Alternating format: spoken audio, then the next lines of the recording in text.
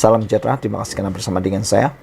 Rosmah terima barangan mewah daripada 48 vendor di 14 bidang kuasa. Ini pendedahan paling luar biasa. 1MDB mendakwa Rosmah Mansur adalah penerima barangan mewah yang dibeli dengan dana 348 juta US dollar antara 2010 hingga 2014. Dana Kekayaan Negara Malaysia yang bermasalah itu mendakwa barangan mewah berkenan diperoleh daripada 48 vendor berbeza di 14 bidang kuasa berbeza. Ini dinyatakan dalam penyataan tuntutan 1MDB dalam saman 346 juta US dollar terhadap isteri bekas Perdana Menteri Najib Razak yang kini dipenjara. Pernyataan tuntutan itu difailkan di Mahkamah Tinggi Kuala Lumpur Selasa lalu, kira-kira 4 minggu selepas writ saman difailkan pada 9 Mei lalu. Planatif pertama 1MDB mendakwa bahawa bayaran untuk barangan mewah itu yang didakwa diterima oleh defendant pertama iaitu Rosmah dibuat dengan dana yang diselewengkan dalam 5 fasa penipuan yang didakwa. Dalam wang itu bertujuan untuk digunakan untuk pelaburan. Antara tempoh 2010 dan 2014, 8 entiti yang berdaftar dalam bidang kuasa luar pesisir termasuk pada masa yang penting planatif ke-7 hingga ke-11 secara kolektif, entiti yang membayar luar pesisir membuat 320 pembayaran berjumlah US dollar 346 juta 10.489 US dollar kepada 48 vendor berasaskan barangan mewah yang berbeza, kurang daripada 14 bidang kuasa. 14 bidang kuasa, bayaran-bayaran ini telah dibuat untuk pembelian barangan mewah oleh dan bagi defendant pertama, dan barangan mewah ini telah diterima oleh defendant pertama. Bayaran-bayaran tersebut dapat dikesan kepada dan atau memiliki wang yang telah diselewengkan daripada planatif-planatif pertama hingga ke-6, iaitu dana. Bayaran-bayaran tersebut dan penerimaan beneficial barangan mewah oleh defendant pertama merupakan sebahagian daripada skim fraud dan pengubuhan wang haram yang lebih luas yang telah dirancang oleh antara mereka atau antara lain bekas Perdana Menteri Najib Razak, proksi-proksi Najib Razak dan bekas-bekas fiduciary dan pemegang amanah planatif-planatif pertama hingga ke-6, di mana berbilion ringgit Malaysia telah diselewengkan dan digubah melalui pelbagai entiti luar pesisir. Pada dasarnya, dana planatif-planatif pertama hingga ke-6 yang sepatutnya digunakan untuk pelaburan dalam pelbagai usaha niaga telah sebaliknya dipindahkan secara salah atau fraud kepada entiti-entiti yang didaftarkan di bidang kuasa luar pesisir yang tidak mempunyai kaitan dengan atau tidak mempunyai tujuan yang sah berkenaan dengan objektif-objektif pelaburan planatif pertama hingga ke-6 yang didakwa. Planatif kedua hingga ke-5 ialah anak syarikat 1MDB. Sekian dulu untuk kali ini. Jangan lupa tinggalkan komen anda, tekan butang subscribe. Bye. Salam sejahtera, terima kasih kerana bersama dengan saya.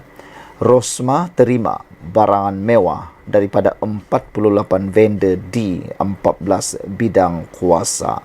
Ini pendedahan paling luar biasa. 1MDB mendakwa Rosmah Mansur adalah penerima barangan mewah yang dibeli dengan dana 348 juta US dollar antara 2010 hingga 2014.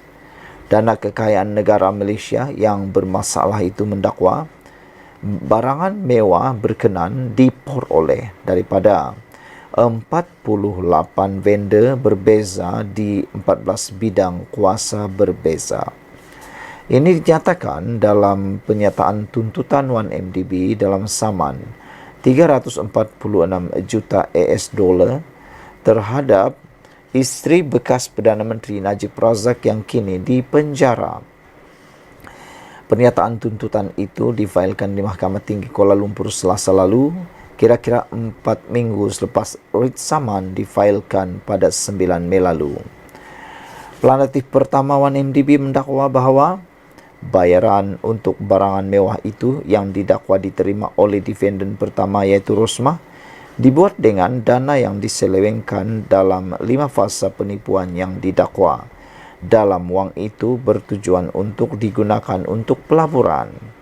Antara tempoh 2010 dan 2014, 8 entiti yang berdaftar dalam bidang kuasa luar pesisir termasuk pada masa yang penting planatif ke-7 hingga ke-11 secara kolektif, entiti yang membayar luar pesisir membuat 320 pembayaran berjumlah US dollar 346 juta 10.489 US dollar kepada 48 vendor berasaskan barangan mewah yang berbeza. Kurang daripada 14 bidang kuasa. 14 bidang kuasa, bayaran-bayaran ini telah dibuat untuk pembelian barangan mewah oleh dan bagi defendant pertama, dan barangan mewah ini telah diterima oleh defendant pertama. Bayaran-bayaran tersebut dapat dikesan kepada dan atau memiliki wang yang telah diselewengkan daripada planatif-planatif pertama hingga ke-6, iaitu dana. Bayaran-bayaran tersebut dan penerimaan beneficial barangan mewah oleh defendant pertama merupakan sebahagian daripada skim fraud dan pengubahan wang haram yang lebih luas yang telah dirancang oleh antara mereka atau antara lain bekas Perdana Menteri Najib Razak, proksi-proksi Najib Razak dan bekas-bekas fiduciary dan pemegang amanah planatif-planatif pertama hingga ke-6, di mana berbilion ringgit Malaysia telah diselewengkan dan digubah melalui pelbagai entiti luar pesisir. Pada dasarnya, dana planatif-planatif pertama hingga ke-6 yang sepatutnya digunakan untuk pelaburan dalam pelbagai usaha niaga telah sebaliknya dipindahkan secara salah atau fraud kepada entiti-entiti yang didaftarkan di bidang kuasa luar pesisir yang tidak mempunyai kaitan dengan atau tidak mempunyai tujuan yang sah berkenaan dengan objektif-objektif pelaburan planatif pertama hingga ke-6 yang didakwa. Planatif kedua hingga ke-5 ialah anak syarikat 1MDB. Sekian dulu untuk kali ini. Jangan lupa tinggalkan komen anda, tekan butang subscribe. Bye. Salam sejahtera. Ini pendedahan yang luar biasa daripada SPRM. SPRM mendedahkan bahawa ada peringkat lebih tinggi terlibat isu rasuah daftar nikah di Perlis. Suruhanjaya Pencegahan Rasuah Malaysia SPRM percaya ada individu di peringkat lebih tinggi terlibat dalam kes penerimaan suapan berjumlah lebih 1 juta ringgit dalam pengurusan pendaftaran pernikahan di Perlis. Ketua Pesuruhjaya SPRM Tan Sri Azam Baki berkata, berdasarkan siasatan dilakukan ke atas 3 suspek termasuk seorang pegawai kanan Jabatan Hal Ehwal Agama Islam Perlis mendapati ada kemungkinan penglibatan pihak lain. Setakat ini belum ada tangkapan baharu, namun demikian saya tidak menolak kemungkinan ada peringkat lebih tinggi yang terlibat. Di sini pentingnya untuk diketahui ke mana wang itu pergi dan siapa lagi yang terlibat dalam skandal mendaftarkan mereka ingin berpoligami di Thailand dengan secara tidak betul, katanya, kepada pemberita selepas menyempurnakan majlis penutupan pertandingan debat anti rasuah Institut Pendidikan Tinggi Piala Ketua Pesuruhjaya SPRM 2024 di Universiti Teknologi Petronas di Tronoh di sini pada Ahad. Azam Baki berkata siasatan dijalankan SPRM berkait kes itu juga akan menjurus untuk mengesan pasangan terlibat kerana memilih jalan mudah menggunakan ejen di Jabatan Agama Islam untuk mendaftarkan pernikahan dengan menggunakan wang rasuah. Dalam siasatan ini, kita tidak ada keperluan untuk membuat penyiasatan kenapa mereka bernikah dan berpoligami di Thailand. Pentingnya, pasangan ini apabila balik ke Malaysia terutama di Perlis, mereka daftarkan pernikahan dengan cara yang tidak mengikut prosedur iaitu secara rasuah katanya. Mengulas lanjut, Azam berkata SPRM telah membuat permohonan untuk membekukan akaun 3 suspek yang ditangkap dan disyaki terlibat dalam sindiket berkenaan. Langkah itu bagi membolehkan pasukan siasatan mengetahui apa yang telah berlaku dengan wang yang masuk ke dalam akaun mereka dan apa yang telah dibelanjakan katanya. Tempoh reman 3 suspek berusia 25 hingga 52 tahun telah dilanjutkan selama 3 hari lagi sehingga 12 Jun ini. Selain pegawai kanan Jaibs yang menjadi suspek utama, 2 lagi yang ditahan merupakan imam masjid dan anaknya yang juga pemilik syarikat bertindak sebagai perunding dan menguruskan urusan pernikahan di Perlis. Mereka disiasat atau ditahan SPRM bagi membantu siasatan berhubung penerimaan rasuah suapan berjumlah RM1.183.140 dalam pengurusan pendaftaran pernikahan di Perlis sejak April 2022 hingga Jun 2023. Sekian dulu untuk kali ini, jangan lupa tinggalkan komen Anda. Salam sejahtera. Anwar akhirnya ikrar akan pertahan penjawat awam, tidak terikut-ikut tekanan penyakau. Perdana Menteri Datuk Seri Anwar Ibrahim memberi jaminan akan mempertahankan penjawat awam yang menjalankan tugas dengan baik dan tidak akan terikut-ikut dengan tekanan daripada puak penyakau.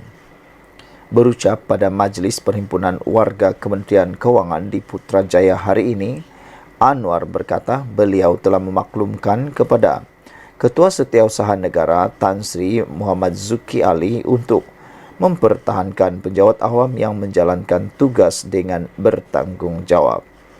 Saya akan pertahankan setiap penjawat awam selagi mereka jalankan tugas dengan baik, kata Anwar.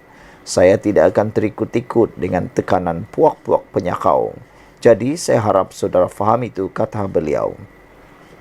Anwar yang juga Menteri Kewangan berkata hal ini kerana terdapat banyak kes dilaporkan mengenai ada tindakan diambil terhadap penjawat awam. Biarpun menjalankan tugas dengan baik susulan tekanan daripada pegawai peringkat tertinggi. Anwar turut menegaskan beliau akan terus melakukan yang terbaik demi negara biarpun dikritik dari berbagai aspek dan mahu membuktikan bahawa tidak semua orang politik itu merupakan kaki sakau, bersifat angkuh dan mendera rakyat. Macam orang kata penyasaran subsidi diesel, saya banyak dikritik, begitu juga soal skim gaji penjawat awam. Jadi saya tidak kisah kalau dia orang nak maki saya berbakul-bakul. Saya ada mandat, saya akan lakukan. Apabila tiba masanya saya pergi, saya akan pergi, kata Anwar. Tetapi sementara saya di sini, saya akan kekal dan berjuang apa yang betul untuk memastikan Malaysia muncul sebagai negara hebat di Asia, kata beliau. Dalam perkembangan lain, Anwar menjelaskan kedudukan sebagai negara yang mempunyai kadar inflasi rendah di Asia.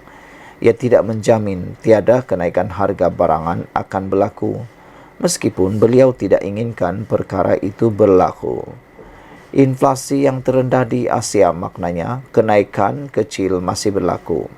Katanya sambil menambah, beliau turun padang setiap minggu bagi menyelami kehidupan rakyat. Perdana Menteri turut menegaskan beberapa keputusan besar kerajaan ketika ini adalah untuk menyelamatkan negara serta meningkatkan aspek tertentu meliputi pengangkutan awam, pendidikan, digital dan kecerdasan buatan. Sekian dulu untuk kali ini. Jangan lupa tinggalkan komen anda, tekan butang subscribe. Kita jumpa lagi.